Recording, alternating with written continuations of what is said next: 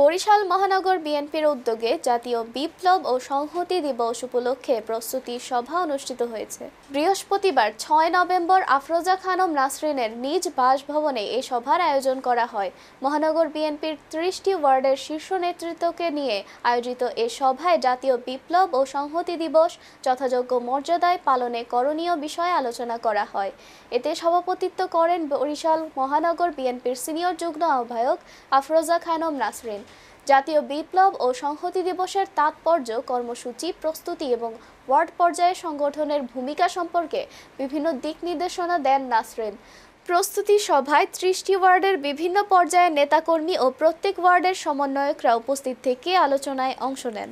আপনারা জানেন বিপ্লব ও সংহতি দিবস এই দিনে আমাদের শহীদ প্রেসিডেন্ট জিয়াউর রহমান তিনি সাধারণ মানুষের এবং সাধারণ সৈনিকের গণ অভ্যুত্থানের পরিপ্রেক্ষিতে তিনি আগামী দিনে যে আমাদের জন্য আজকের এই দিনটি তৈরি করেছেন, সেদিন কিন্তু সেই সূচনা হয়েছে।